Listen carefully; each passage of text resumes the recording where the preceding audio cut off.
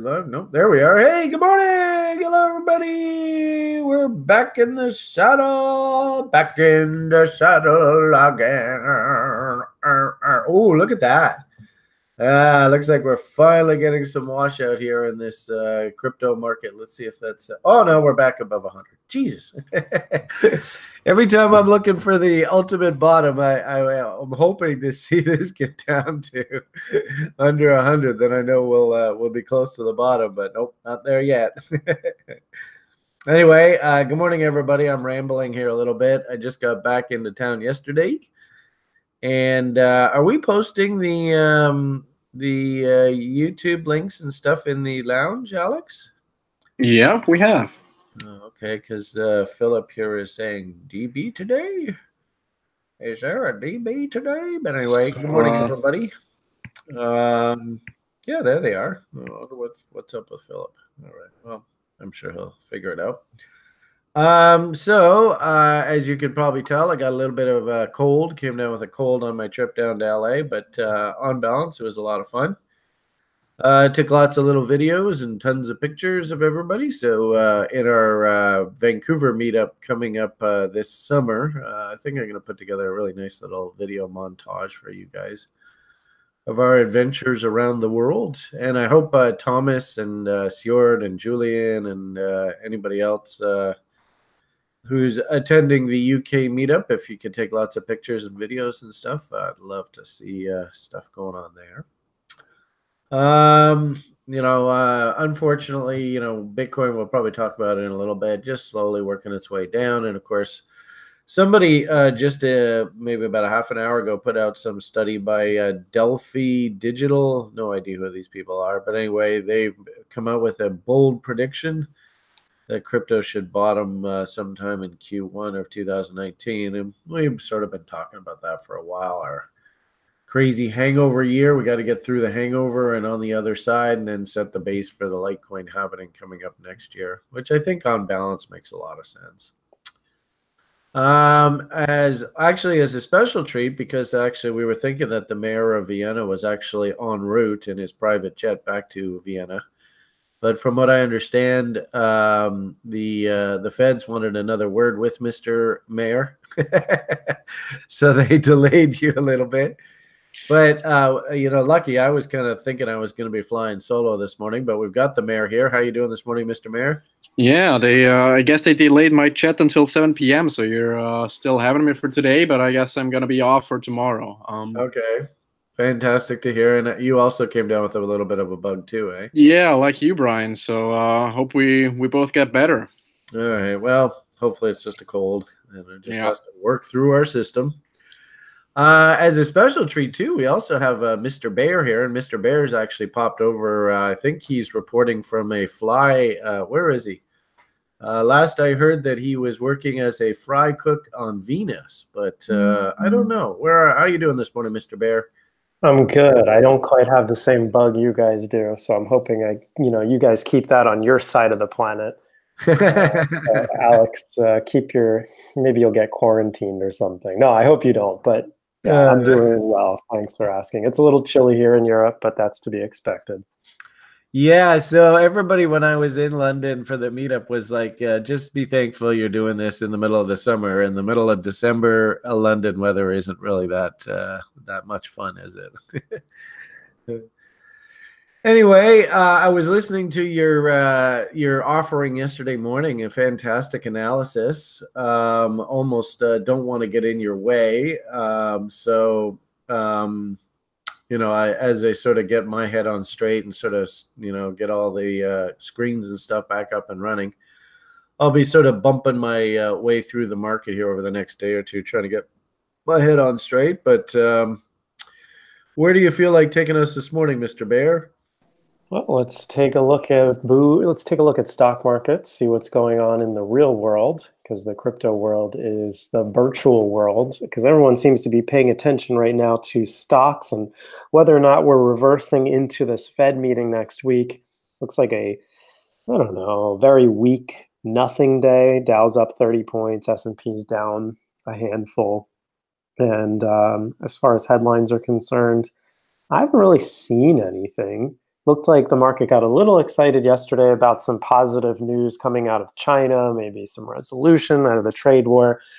I'm getting sick and tired of seeing this shit. Like, the media is just bouncing these articles back and forth, and it's a game of seesaw. And at this point, I just want to see a definitive statement from either China or the United States saying that we have decided on X, Y, and Z, and we are going to follow these rules and regulations, and we expect everyone else to do the same. This is how we're going to be taxing things, and here's how it works. Play ball. And until that happens, the market's just going to be whipsawing back and forth, and it's quite frustrating. So we still also have this. We also have a Fed meeting coming up pretty shortly too, eh? Yeah, so we've got also the. Did you read anything about this Brexit situation? I haven't in particular just yet, but I did notice that the ECB met today, and they have officially declared the end to their quantitative easing program. Uh-oh. So that's an interesting curveball. But yeah, if I'm not mistaken, people were saying that the euro was, or the British pound was just all over the place, eh? Yeah, we were down to about 124 or low 125s, and then we rebounded or tried to rebound. I didn't see what was happening today, but it's been nasty. I mean, if you're holding wealth in the pound, you've been taking couple punches in the face over the last couple of years. And I think the real tremor, or I guess the real storm, came during Brexit. And I think if people didn't sell that counter trend rally, they're probably regretting that decision at this point. So let's see here. I heard that there's going to be a friendly sort of Brexit or something now. So I haven't really read too much up on it, but the friendly Brexit sounds like a restaurant. Yeah, where you get dysentery. You know, I honestly think the first couple of days I was in LA, I got Montezuma's revenge because my plumbing was a bit challenged. Oh, yeah? Were you eating some spicy Korean barbecue? No, first couple of days we ate local. We had, in fact, oh man, crazy story. Riza, an Iranian, Andrew, a Korean, and Brian, a Caucasian, walked into an El Salvadorian local restaurant, and the whole damn restaurant stopped on a dime. You could almost hear the whipsaw of the people's heads jerking towards us as the door. Like, holy Jesus, what the hell just rolled in? So and the boys, they picked they wanted to save money, so they picked a pretty inexpensive Airbnb, and of course we were in a bit of a challenging neighborhood, let's put it that way. So yeah, and you just never know, right? With these like the health board down in the States and stuff down in those places, you just never know. And I wouldn't be surprised if some chicken was left out, a little while. But anyway, that's here nor there. So Brexit. What's your take on this? Is it a friendly Brexit or is it an angry Brexit? I think they're just trying to figure out a way to do it in the first place and get everything finished. I mean, this is 2 years now, and it's taken a long time, but that's how governments move. I think if they finally do get this going, you're going to see markets reacting even more so. I think this is just being initially priced in, but evidently people are seeing FTSE. Do you follow the FTSE at all? It's all over the freaking place in Europe. I see it on all the television screens. I wonder what the hell the damn symbol is. I haven't looked at the FTSE in forever. The FTSE! But I would imagine if the British pound is going down, the FTSE actually should be catching a bid. But anyway. Yeah, and they're saying that the declining pound is bullish for the U.S. economy. I'm not sure I agree with that. But for the U.S. economy? I'm not quite sure. There's this Market Watch article that just said this here. Brexit breakdown. Oh, this is a breakdown. So yeah, of course. So if they can't get these things ironed out, it's going to be bullish for U.S. stocks because people want. Oh, and I gave a shout out. Oh, the person. Oh, darn. See, the one thing I don't like about Rocket Chat is if I reply to somebody, then the notice of who it was that I was talking to is gone. But I actually found the person who actually did this moving average script write-up, this template. And I just wanted to give a shout out. I was so impressed with it. It was great work. But now, of course, I can't find it. So sorry about that.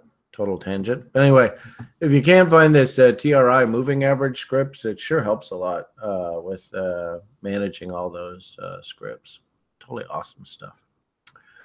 Okay, after 2 years, the Fed may signal the end to its one rate hike per quarter pace. Uh-oh, that's not good. Yeah, and, actually, you guys haven't lived in a time when the Fed would come out and, like, raise interest rates a half a percentage point and just rock the market. So maybe that's the environment that we have to head into. Yeah, I think they're trying to calm the markets down at this point because I think the market has priced in this December rate hike, and they're trying to keep people from panicking even further than they already have in that they're releasing these pre-FOMC meeting media releases, I guess you call them, that says, oh, we're probably not going to hike. Well, this is the thing, right? Interest rates are near neutral after Trump came out and basically said that, well, appointing this guy was the worst decision I've ever made. Okay. And then he's like, oh, well, interest rates are close to neutral. Everything's cool. Oh, but we're going to raise in December, and now maybe we won't raise next year. Just wait for the actual release before acting. I mean, this stuff is the media is so frustrating. They just love playing whipsaw with everybody's heads. And that's what generates, views. That's what gets people interested in this shit. It's what sells. But when it comes to investing and making decisions, wait for the goddamn information to come from the horse's mouth. Don't take this as the gospel. This is all speculation. This is an opinion piece. So just, be cognizant of that. And despite what he says in any kind of interviews, you don't know what's going to be happening behind closed doors. People's minds get changed overnight. And granted, if they do decide to release guidance that they're going to be raising rates, the Fed knows quite well that they will be responsible for a further decline in stock markets and, further economic decline for that matter. So just wait and see what happens. Maybe they decide not to do anything right now. But as you can see from here, they're expected to do 2 hikes in 2019 as opposed to the 3 that they were projected to hike in September. So maybe they'll decrease that to 1. I don't know how the market will take that. Maybe if they decide to do it later on in the year, the market will rally into that. But just wait for this information to come out. Yeah, I also think too, if we go back to our buddy, the U.S. dollar index, you can kind of see he's kind of sort of a lot of back and forth, but nothing really definitive. We'll probably get the definitive move on the actual day of the announcement. And the market's really tried to shake people out both to the short side and the long side here. So I agree. Right now, and there's an old adage that just simply says, don't fight the Fed. Ironically enough, we'll know that it's clear sailing when the Fed comes out and they're begging us to invest and they're throwing, helicopter bags of money at the market, all that kind of stuff.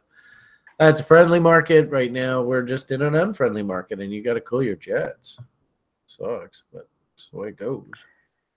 This is life. Now here we got one candle below the trend line again, so we're still toying with this freaking thing. I think we're going to lose it, but that's just me personally. I think this thing will go sideways, and then that'll just be the end of that trend line, and maybe we establish a new one. Maybe this could just be the beginnings of an ABCD. I don't know, but we will see what happens next week. And you can see, of course, our original ABC targets, AB equals CD targets, are right up here at about 99.98. So pretty damn close to 100.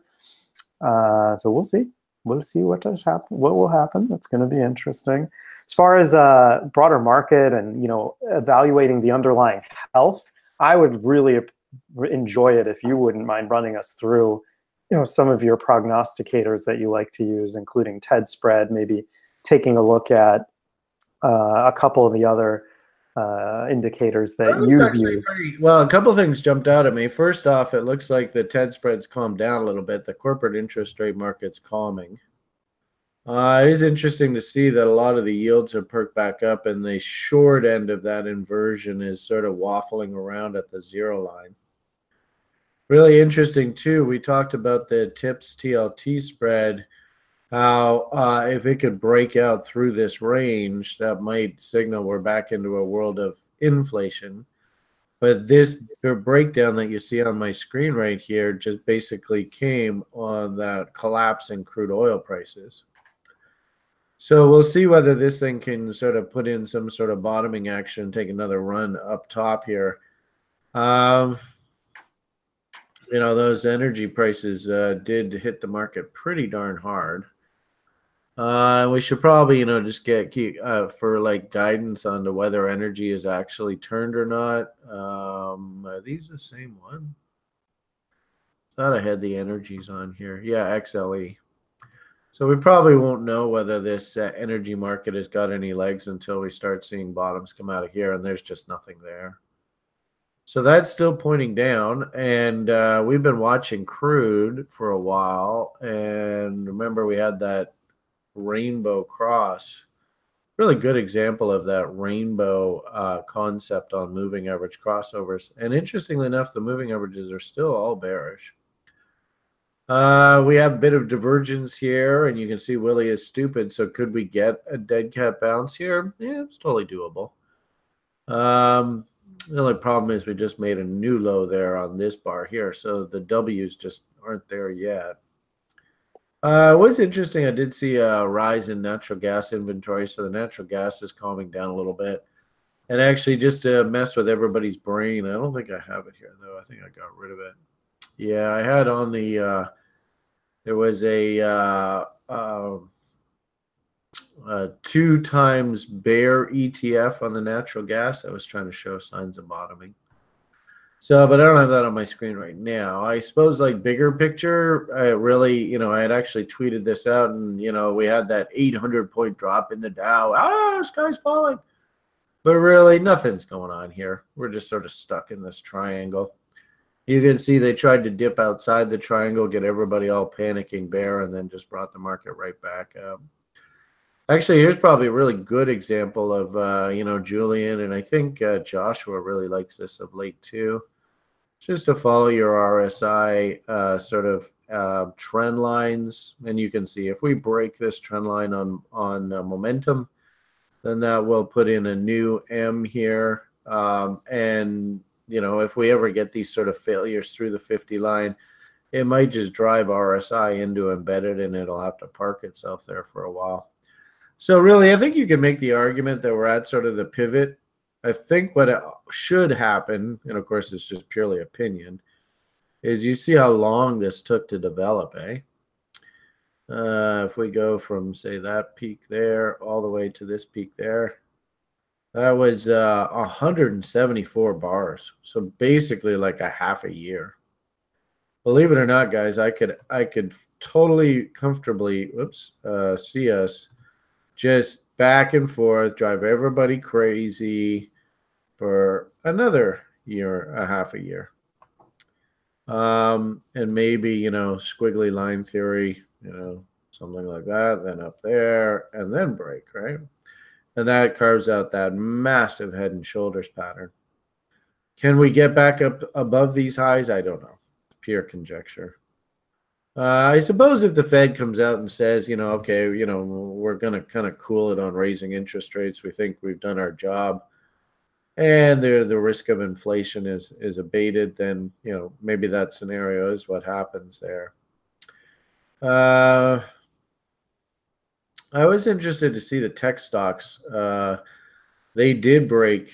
And really, you know, like if we look at the Canadian, I like to follow the Canadian bank stocks here, right? So if we actually look at the Canadian banks, and this is a Canadian financial services industry, massive outside downside weekly reversal. And you can see M and Royal Bank, that's the biggest Canadian bank stock. And, you know, I was squawking about wanting to be short CIBC. It's already broken and coming down. some of these other big bank stocks are working their way lower. So, you know, interestingly enough, it's the financial services sector that's under pressure now. And then also, too, if we look at our spreads, I thought this was, you know, frankly speaking, I think I'm probably going to use this going forward. Jamie did such a good job introducing this a couple of weeks ago. And very simply put, when the area chart is trending down, that means that growth stocks are happy, small caps are outperforming large caps, the economy's growing. And then conversely, when this area chart is trending higher, it means small caps are underperforming, there's a lot of fear in the marketplace, and the economy is contracting. So, you know, as you see here, you know, the Dow is sort of humming and hawing. Do I break? Do I break? You can see the small cap stocks, they've broken. See you later. It's over. Pack in the towel. Oh, it's done. Sorry, got all excited there. And actually, it's interesting is if we look at the breadth, we can actually see on the breadth our recent rally. And we had like little, remember we had like that Moody's Corporation, it jumped up, and a whole bunch of stocks just took off on this W action here, right? W within W. But look what's happened here since I've been gone. Bang, bang, bang. See you later. So we're back into this kind of environment. So actually this chart, the breadth, like the entire stock market, and this chart, I think, are in agreement. And very simply put, the smaller cap, the more speculative part of the stock market, it's broken down. And also, too, remember, think tax loss selling season. I like to use this time of the year to try and get filled on my crazy-ass VCIM names that are all basically down at the bottom ends of the ranges. And just like crypto, we're probably going to see this market be soft right into the end of the year. I don't see any reason for the market to rally substantially here. So, you know, put it all together. It's going to be a tough slog for all of us, you know, especially those speculators looking for higher prices and trending markets moving higher. It's going to be tough finding those solidly trending names, considering the broader market and, you know, our anecdotal spread evidence are all pointing that things aren't really that happy right now. Well, thanks for Brian. That's a wonderful report. Sorry. It's going to be a bit of a challenge here, guys. No doubt about it. You know, that's my report of the broader market. Let's see if there's anything else anecdotally that we can throw in here. Your VIX index, I actually think the VIX index is sort of trapped in a trading range right now. So and you could argue that readings below, you know, in the low low teens, hallmark of a bull market, rah, rah, rah, we're a bull. Now readings up in this area, I think this is a hallmark of a bear market, and we're going to just be chopping back and forth. You can see they've left gaps right here. There's this cheeky little funny gap, but that would probably take that scenario, like I said, of the market blasting up to test those old highs. And I just don't see that happening right away either. So I think, you know, we're in the period of pretty crazy-ass volatility.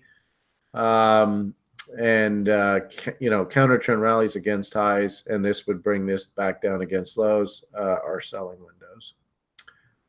Let's see. I guess that's about all I'll report this morning. I really haven't had enough time to really digest everything that I'm seeing on my charts just yet. You know, I think it's interesting how our scenario here, if this plays out like 2007, 2008 correction, it's got to follow some sort of path like this. And we put sort of what the 2000 correction looked like and what the 2007 correction looked like. So you can see we're just getting started, right? This thing could grind on for not only long duration, but also we could see prices come off substantially. And frankly speaking, everything that I see in the United States scares the hell out of me.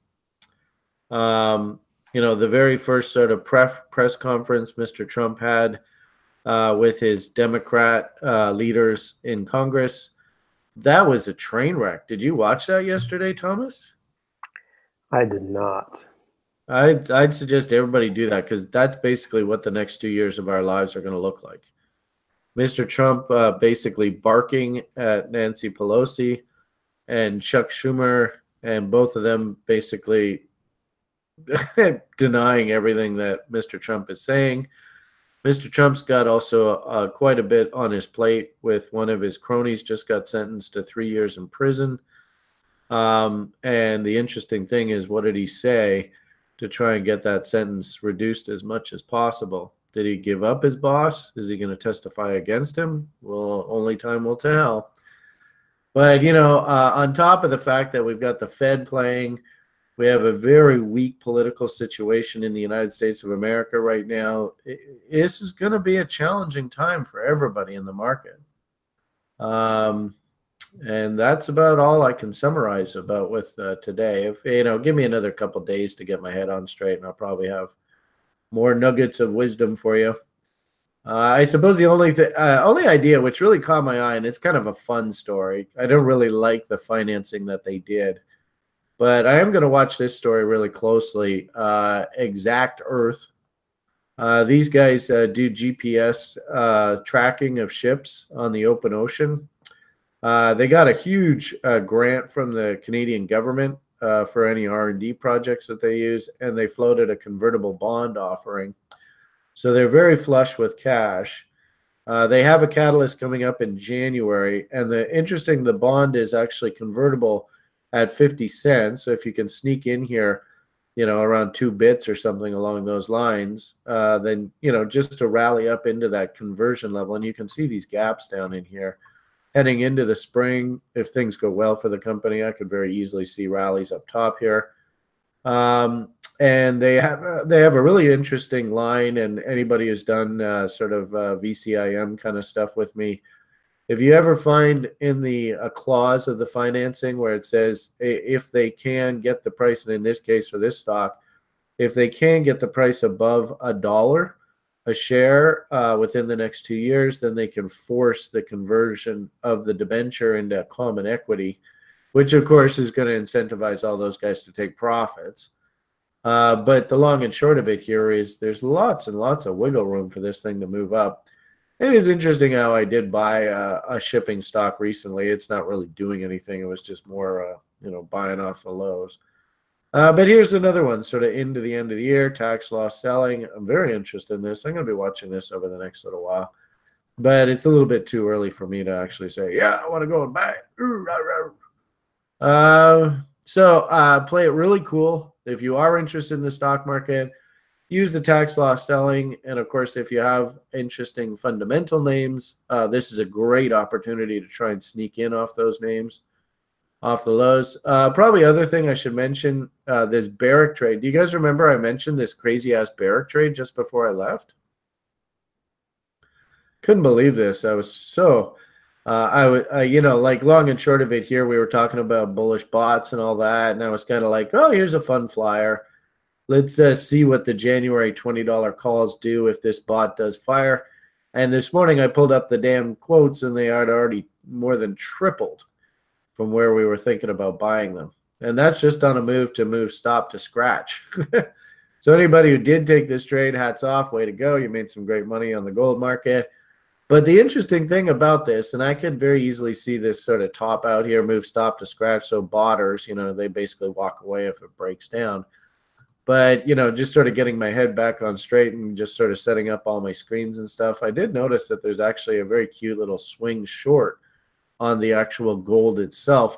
And this would make more sense to me if, heading into that Fed announcement. It looks to me like the gold price itself is pretty vulnerable. And, of course, Thomas has told us about seasonality in the gold markets. So any of the swing traders on the site, I sure hope you have dialed into this because I think there is a trade working here. Other than that, I think I'll probably leave my quote-unquote analysis at that for today. I don't know. Did I say anything of any value to you guys? I sure hope so. Brian, are you still there? We haven't heard you for 30 minutes. No, I'm just kidding. That was great. Really appreciate going through that because you bring that great dimension of showing us the prognostications. So, guys, sorry to interrupt, but I guess there's a problem with Thomas's screen sharing on YouTube, because even if we do see your screen on the Hangout, we just see your icon on. Yeah, when I click on YouTube. Oh, there you are. Now you got your screen back. So. Yeah, but it's not showing on YouTube. Weird. Oh, now it is. Okay, cool. Yeah. Thank you for helping us here, Alex. Totally appreciate that. And I did see in the lounge. Keep in mind Brian's back, so things are going to be screwy here for the next couple days. Everybody, just bear with us. Okay, so I don't know. Was there anything of particular that jumped out that you want to? Like I might even take a real good look at something like I think I heard you yesterday talking about. Amazon heading into Christmas. Yes. I think we probably, I got to say, I haven't really studied it too much recently, but I got to say, I was pretty damn impressed with the percentage return of this trade on Barrick. Regardless, it hasn't even hit the target, and yet the damn options tripled. So like here's Facebook, and we come down into location, and we got Willie Stupid, and we got Divergence. Might even have Davos coming in. In fact, we're not supposed to call Da Vinci anymore. We're supposed to call him Satoshi, aren't we? Satoshi Vici. Satoshi Vici. Anyway, I see Dav posted in the lounge here just as we got the daily brief started. I think he's actually outlined his little Davo model in detail here. So everybody maybe just go and cut and paste that. And thanks, Dav, for posting that. It's totally cool. Sen, and actually I had a great time talking with Reza and Andrew about their little company. They're basically building algos and stuff. And they've actually got the mechanics behind converting Sen's signals, which are now being reported on TRI. I don't know whether you guys have access to this. It might just be management, but this Kairos, I don't know if I'm pronouncing that right. Sorry, Sen, if I'm butchering that. But it's spitting out signals on Davos, and Reza and Andrew, and they have another couple partners that I haven't met yet. But they've actually got to the point where they can sort of instruct us. Okay, now you got the Davos signals. This is how you set up the bots to actually trade on their own. And so I'm super stoked about that. And Reza and I talked lots about him just offering a cute little sort of, like a couple $100 kind of idea, one-day course on how you go through setting up the actual algos to trade on their own, which I'm super stoked about. So that's a project we're going to be working on. Sorry to derail everybody here, but long and short of it here, cute little W is trying to come in on OBV and Willie, and you already had the Davo here, and we're heading into Christmas. I don't know whether Facebook is really the best one to be looking at here. As I said, I listened to, oh, do I not have it on here? Oh, that's weird. Okay, I got all of them. I guess maybe Amazon used to be in that one. I think it's actually not a bad idea whatsoever, because at some point we'll kick into sort of Santa Claus rally mode. And like these guys got that Alexa and all that stuff going on, right? That's Amazon, right? Alexa, I think that's Amazon. And you can see, bullish divergence. Willie did get stupid over here, and they even did another div. I don't know. I mean, I guess there's not that much. And of course, unfortunately, with these things, the options are so damn expensive. But I'm very interested in working more over the coming weeks on that Barrick type strategy with the options to really kick some serious ass in the short-term options trade. Maybe we'll keep an eye on Apple. Might be interesting to look at. But as I said, I'm just sort of getting settled into my back into our role here. So half of my job today was just to make sure I had my screens on correctly.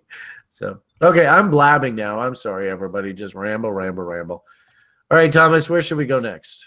Let's move into crypto. Let's see what's going on there. Okay. Looks like Julian's saying he's just heading to the airport now, so he might be joining you in the UK shortly. Okay, what do we want to look at first? I mean, the problem with crypto, and I was sort of talking about this, and somebody, I thought it was hilarious. I don't know whether you saw this.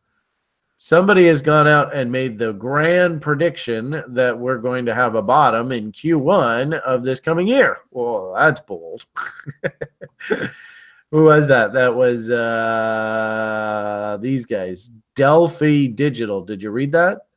Bottom coming in Q1 19. Mr. Bear, can anybody hear me? Am I still connected? I don't know. Yeah, well, I don't know anything about that. Yeah, well, they just posted in the lounge about maybe 10, 20 minutes before the DB started. Bottom coming in Q1 19, Bitcoin being accumulated per UTXO analysis. Thank you, UTXO, whoever the heck you are. You know, I would just simply say that we've been talking about this for a while. What do you think, guys? Are you feeling the hangover? So, you know, if anything, all of you guys are learning what the hell hangovers look like.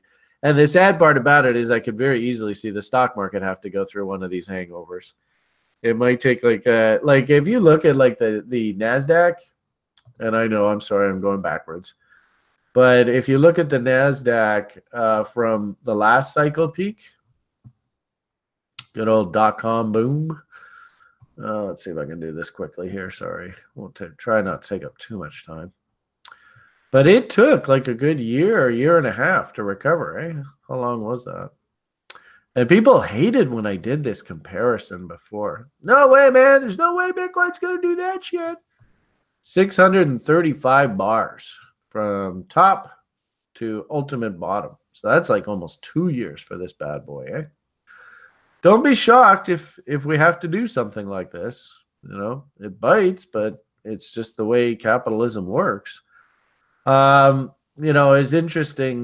We met somebody in California there who is running a little sort of crypto community, I guess, a little crypto store.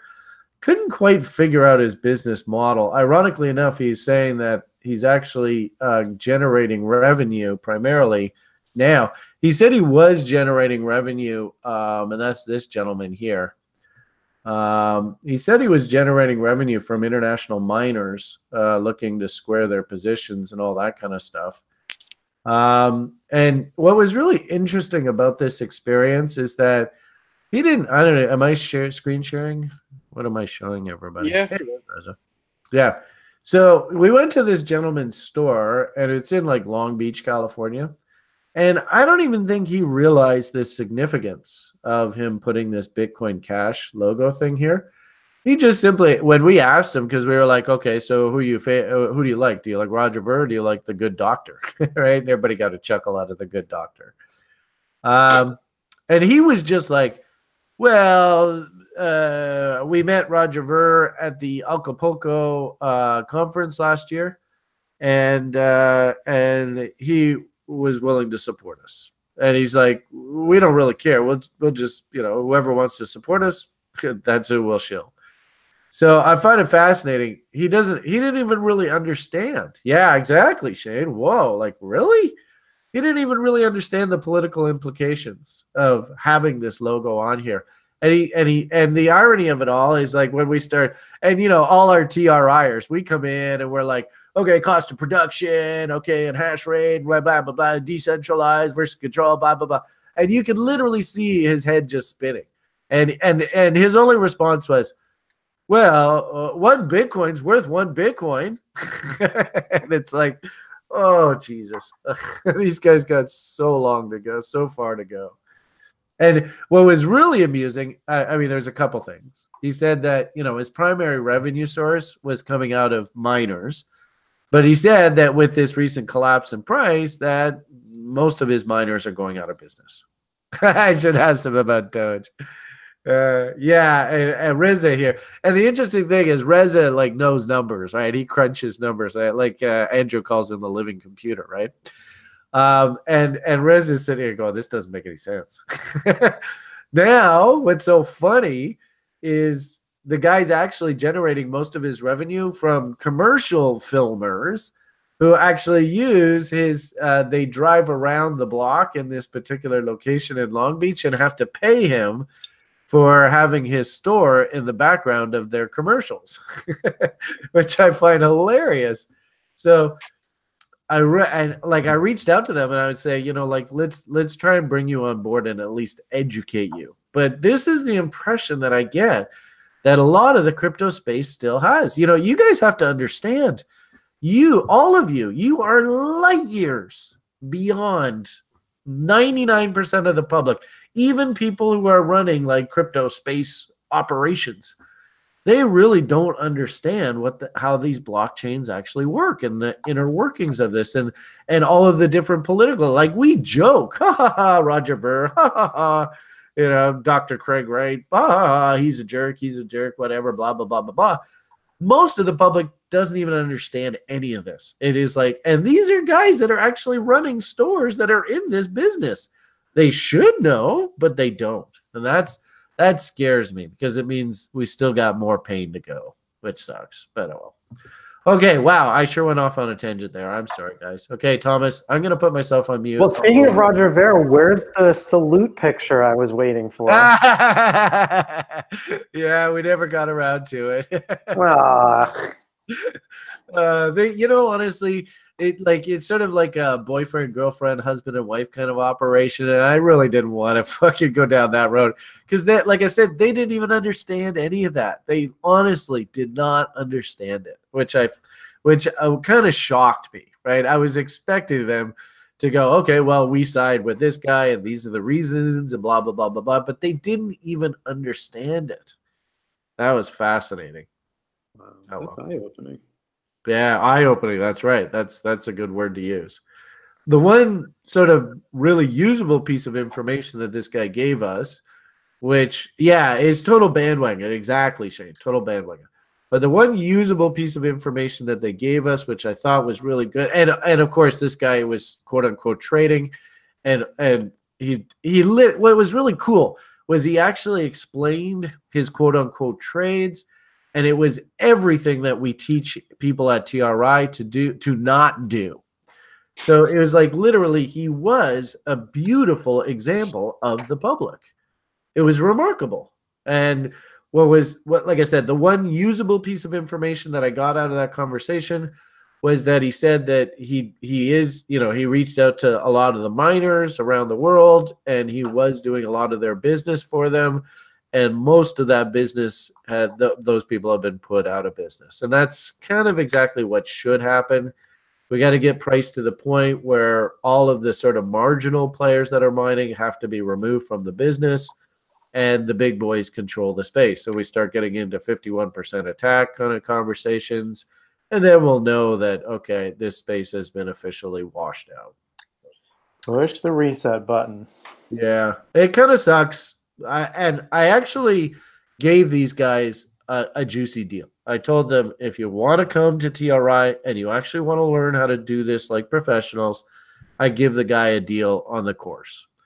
We'll see how it goes. I really, really hope for their sake that they do take advantage of the deal and we can school them up. And also, too, it would give us a really nice conduit down in Southern California to focus because they have a lot of people that come and go through their store, but they can't even have a realistic conversation about the difference between Bitcoin and Bitcoin Cash. And frankly speaking, I don't even think they know. So really interesting anecdote.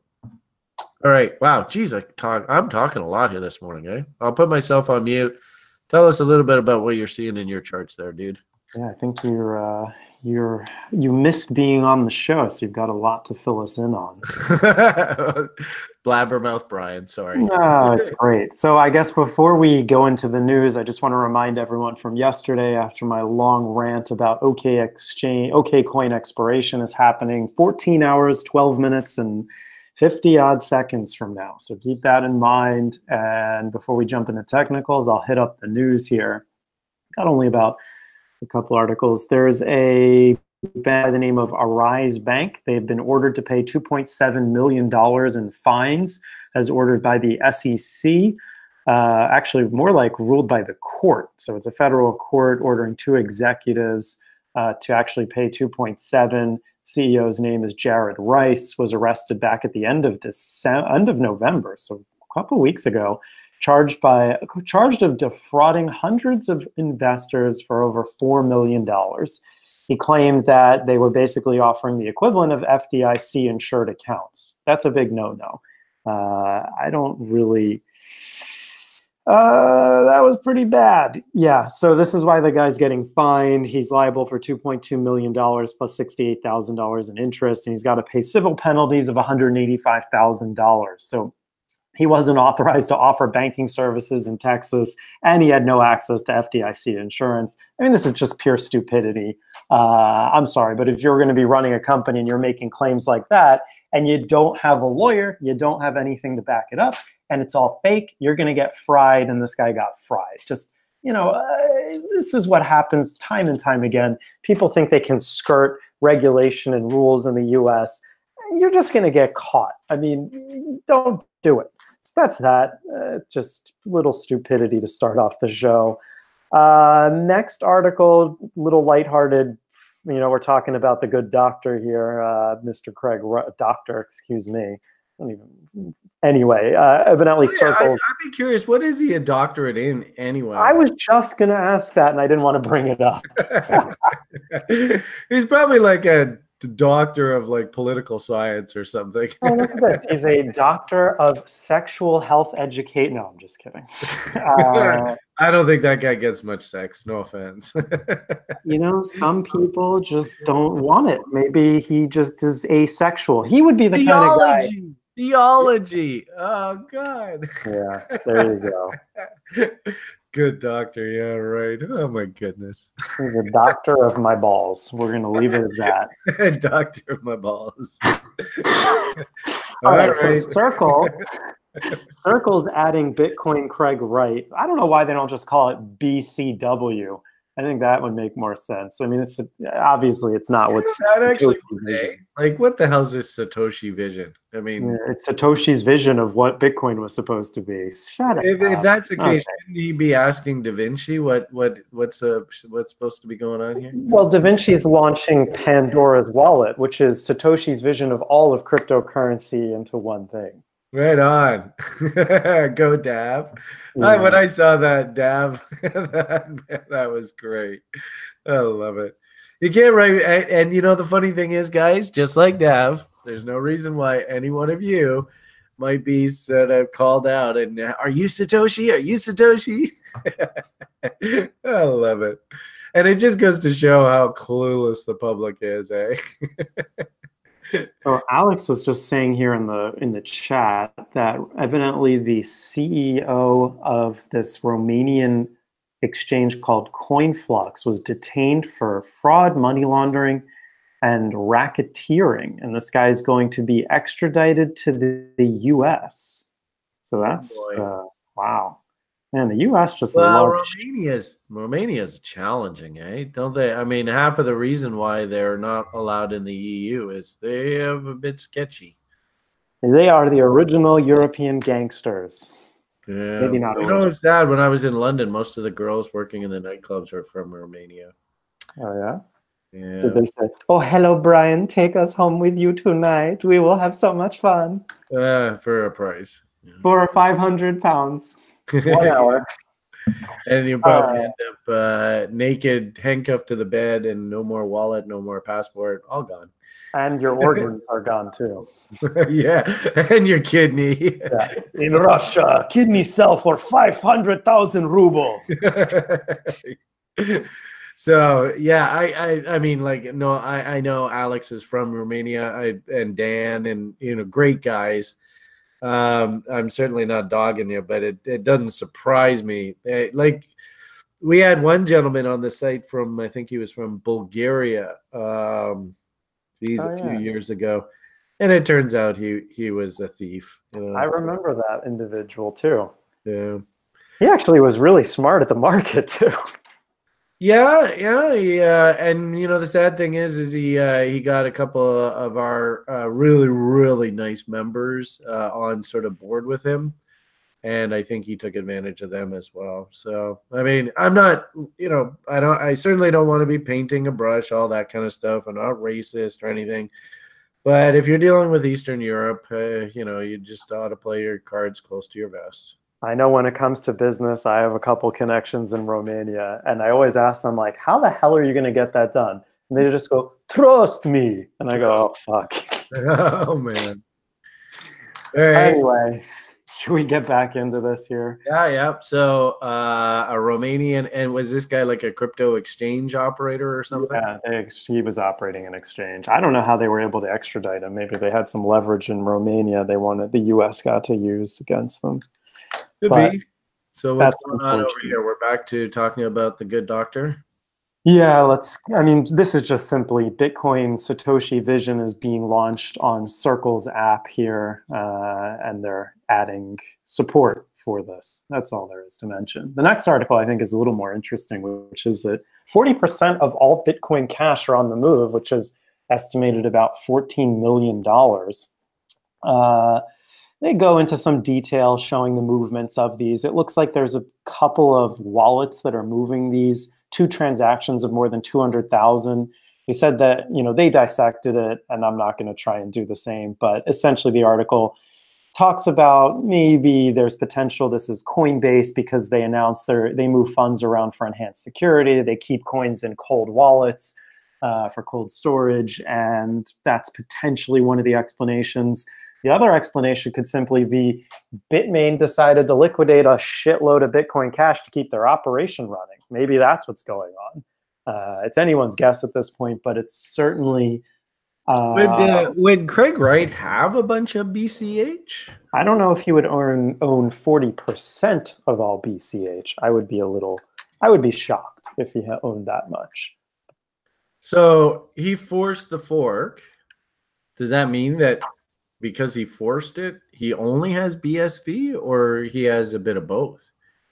And if he has the old stuff, I would imagine that he would be motivated to dump it. Yeah, I mean, and all his cronies, right? I mean, right. Here's the sad part, right? And if you get involved in these heavily centralized stories, you're literally putting your fate in their hands, right? It's true. And it'd be curious. Does BCH plus BSV, does that equal one old BCH?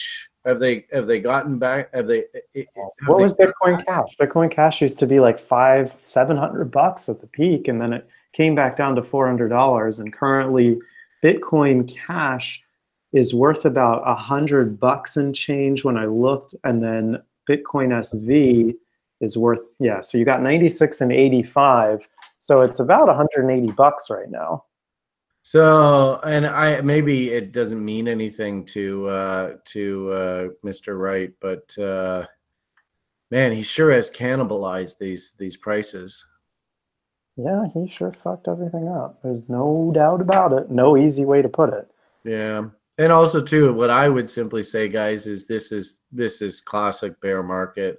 If anything, maybe our big capitulation comes through this thing, and it doesn't actually come through Bitcoin, right? Maybe we have Roger Ver say, "That's it, I've had enough of crypto. You guys are all assholes. I'm out of here," and just sells everything. Who knows?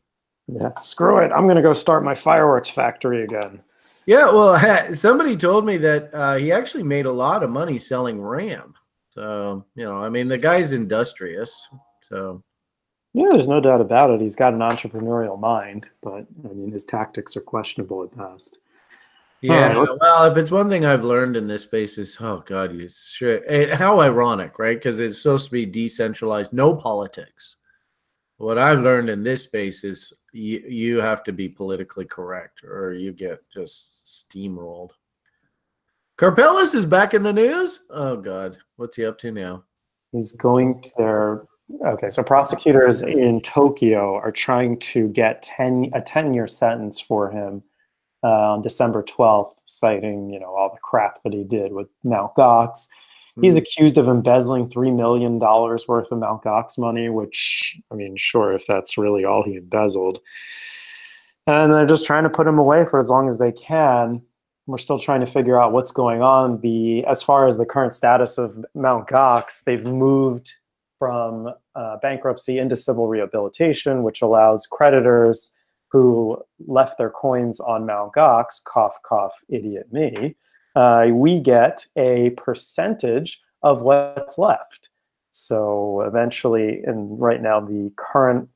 So are they going to give you a money payout, or are they going to give you coins back? So the current plan right now is in February, I think it's like January, February, they're going to begin voting on how they're going to proceed with rehabilitation. The question is, do they bring the exchange out and revive it?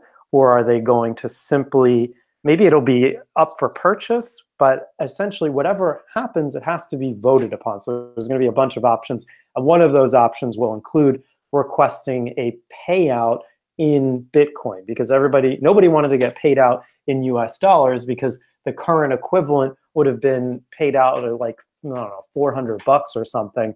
And that made no sense when Bitcoin was way above that number at the time, and still really is way above that number. I heard a lot of OGers on Twitter are saying when that payout happens, Bitcoin will be back at that price.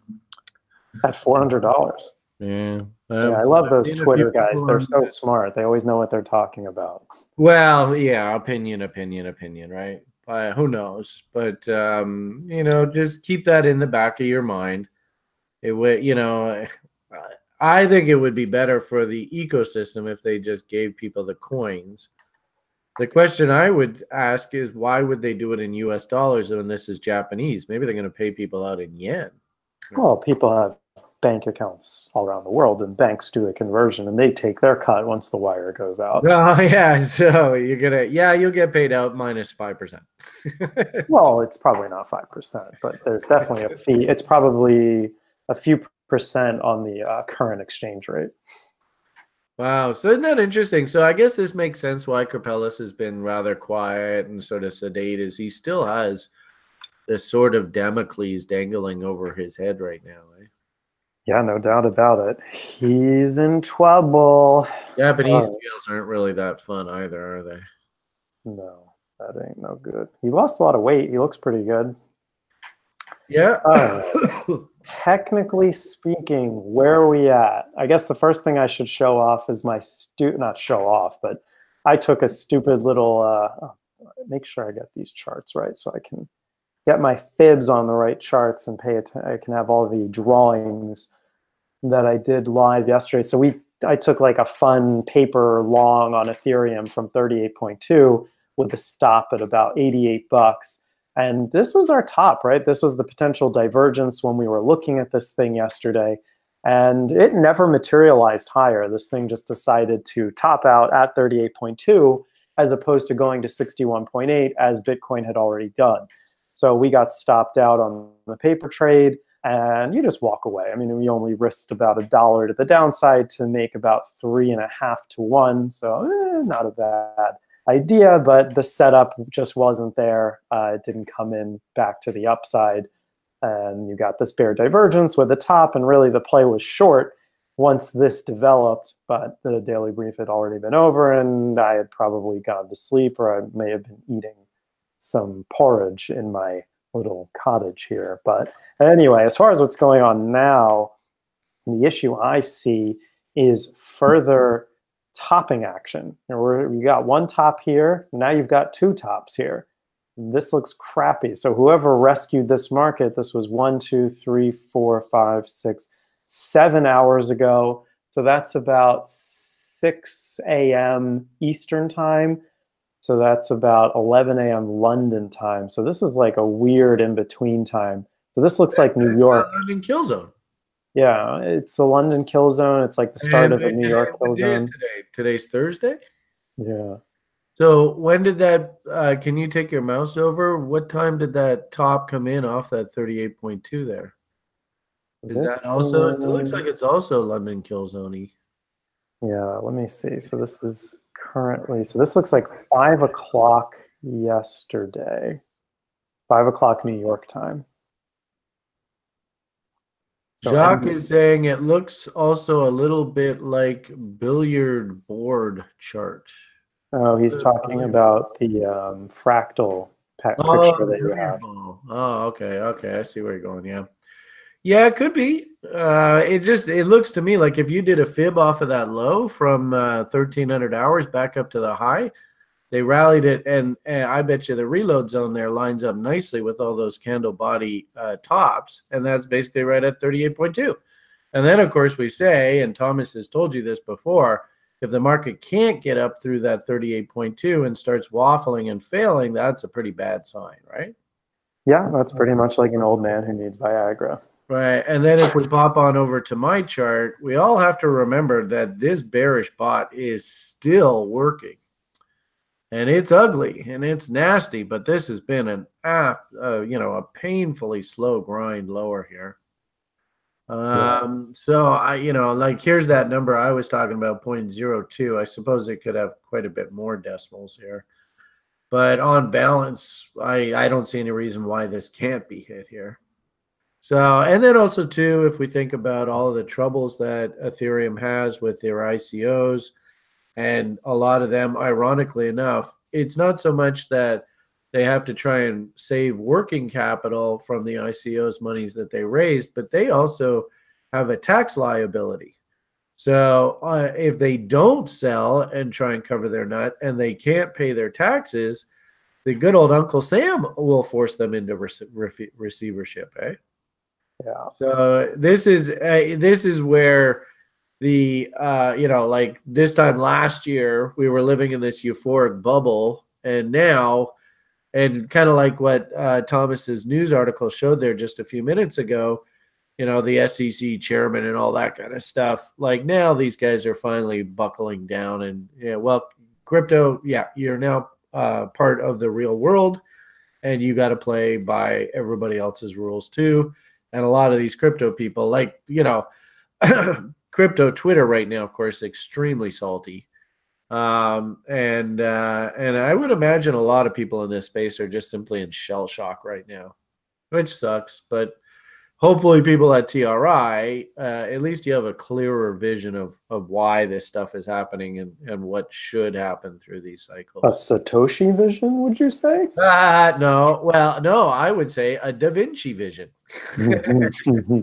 Savici. What was really interesting was before I left, I had one chart up, and I don't know whether I can find it or not, but I had one chart up that actually had a Davo short. Let's see if I can find it.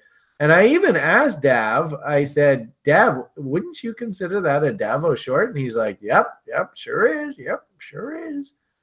Let's see if I can find it here. So I find it interesting that, oh, darn, I can't find it off the top of my head. That, the guys who actually can follow trading plans and can follow setups, I think, is this it? Yeah, here. Hopefully everybody sees the big ass M in OBV, and this is off of Bitfinex, Bitcoin Daily, and the M in Willy. Nasty signal there. So, and then somebody earlier, commenting about in the lounge asked me just to touch base with regard to that forecast of looking for a bottom in Q1. I don't see any reason not to expect this. I really don't. Obviously, this bottom will be bottoms. And what actually should happen here, guys, is we actually should get some sort of, violent candle down and then just a massive counter trend rally. And that'll be, a lot of people will be sucked in calling that the bottom. This is the bottom. But what ends up happening is this sort of like washes out all the sort of speculative, the shorts, all the longs get busted. Everybody is like, it's going to zero, it's going to zero. This counter trend rally busts out all the shorts, and then we go through the process of actually putting in the bottom. So ironically enough, we'll know that the bottom is in when we actually start getting this extremely violent action, both up and down. And if you guys ever heard me talk about, like, right now, I would argue this, you know, we had some nice violent action here, but now we're into that slow grinding bear of death, where this is not what bottoms look like. And if anything, the more we sort of go sideways and just small, the volatility comes out of it, kind of like this, we're setting up for one of these kind of events. Had this been the bottom, what we really should have seen is a big spike back up to wipe out all the shorts, and then we go through the process of finding the bottom and setting the stage for the next bull. So we're still not there yet, folks. All right, so I just wanted to make reference to that person's question from the lounge this morning. I hope that helps. And I mean, what can you say? You can, you know, this person's going to be like, all right, yeah, Brian, that does help. Thanks a lot. But that's kind of information I don't want to hear. Sorry. And you know, I can actually like feel it. And I even told the boys when I was on the trip that, you know, for good old Brian, I mean, we're sitting on a whole shitload of cash. I really have the best intentions for all of you guys. It's just a waiting game at this point, and it's becoming emotionally taxing, even on myself. It's like every day I have to PMA. I have to be a good role model for you guys. I have to, you know, try and keep your spirits up. At the same time, we have to give you a clear message. We have to give you a clear story. I'm trying my best to stay positive and try and be supportive for you guys through this, but hopefully you're all learning how painful bears are. They're a pain in the butt. Okay, sorry, more rants, more rambles. Okay, what do you see happening here on the old Bitcoin? Yeah, I'm going to wrap this up in about 2 minutes because Alex said he's got to go to his meeting with the SEC. So I'll be real quick. Okay, in a nutshell, what's on your mind? I'll put myself on mute and let's wind this up. The 4-hour chart to me is something I've been watching since even, I guess it's, what's today, Thursday. So I've been watching this since Tuesday develop. And I spoke about this potential market structure top coming in here. This has now gone sideways, but I would be real careful about a break below this neckline. Now, you do have to remember the market is in convergence. This is no divergence. This is just simply the market is running out of momentum, but it's not on increasing price. Now, when that happens, a decline is still certainly possible. However, the amplitude, or I guess the relative strength of the move to the downside is not as great as it would be with a divergence. So maybe we have to just go down and munch these tails down here. And that was sort of what Brian's thinking was on Tuesday night. He said maybe we pop up in the kill zone, and then you know, Wednesday, Thursday morning we touch and eat these tails. Well, maybe that's just Brian's a little early to the party kind of thinking, which I think is spot on. And you really have to look at these areas as potential targets. So if you are to take a short and you have your reason off of, say, the 1 hour, which I'll move to quickly, shows a top, you've got a target at about 3,200 down here. That's just below the support line. You can see on the hourly, same deal. This top is now in. So this is right now retesting that neckline. Again, no clear divergences aside from this one. If this does want to dump and go below this area on the MACD, then I'll get pretty excited about that. But other than that, I'm not really seeing extensive sell volume. So I'd be a little careful about shorting. Make sure you have stops and protect yourself. And that's my play for the day and into tomorrow. We'll see how that develops. And that's pretty much the same trade I'd see on Ethereum. 4 hour also looks ripe for a short. No divergence. Hourly situation is very similar with a top already in place. This has the potential for another confirmed divergence again down here. This is already confirmed. Let's see if it'll continue itself. How's that for a summary? Done. Fantastic, dude. Absolutely top notch. The only thing I'd add to that is we've been sort of squawking about all these AB equals CDs. We finally have hit the fourth one. It was the big purple ugly one. So that's encouraging. And I'm getting the feeling like OKCoin's a little bit empty here on the profile down below, considering we have that new 3-month forwards contract coming online. Be careful here, guys. You might see this market just pop up violently up into sort of like this muak here, and then they put in a top and continue rolling down. At this point here, when like when we hit this AB equals CD, like the orange one, notice we had to consolidate a little bit, and there had to be a little pop-up away from that. So, the fact that we've hit all of these, I would have to agree with Thomas. This really isn't the best place to be thinking short. As well, too, we have potential divergence and Willie stupid there. So, this is a great analogy. Willie being stupid unto himself is not enough of a reason to take a short. But at the same time, too, if you were thinking about selling, you're way too late. So, I think what we're, if you're going to play the hourlies, great. The intraday tops and bottoms, rock on. But, higher time frames, we're, way too late to be thinking short. Probably still a little bit early to be thinking long. And you just got to cool your jets. The only thing I'll mention here, I hear a lot of chatter in the community about this MCO. I think they've changed their name to Crypto.com. Frankly speaking, if I was new to this space, this is definitely nanny nibble kind of stuff. We're below value here down in this area. Gotta love that. Fluff is completely gone. They actually took Willie Stupid here.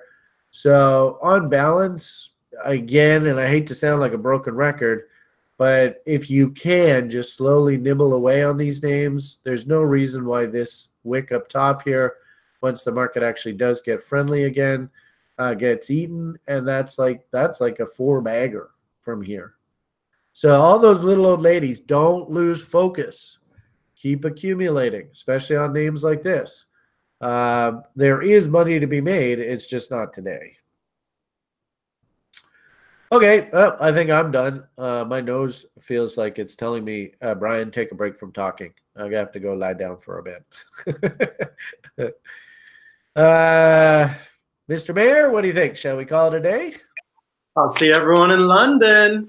All right, Thomas. Thomas is on the ground, so we've shifted now from LA Meetup Talk to UK Meetup Talk. I want to see lots of pictures. I want to see lots of video. I want to see those fun masks that Jamie got, and I want to see you guys have a good time. That's the whole point of this social. I don't see Raf around here, and I'm a little concerned for him. So if you are in the UK, reach out to Raf and just pass along some PMA. I think he ran into a little bit of trouble there recently. Other than that, the only thing I have to say is a big remember what your number one job is here. Right, super important, and try and put a positive spin on this. Remember, my old buddy Eddie used to always say, "There's no such thing as a bad trade. Even bad trades, you can learn from what's happened." So, all right, Mr. Mayor, are we done? Yeah. Okay. The only thing left I got to say then is a big bye for now.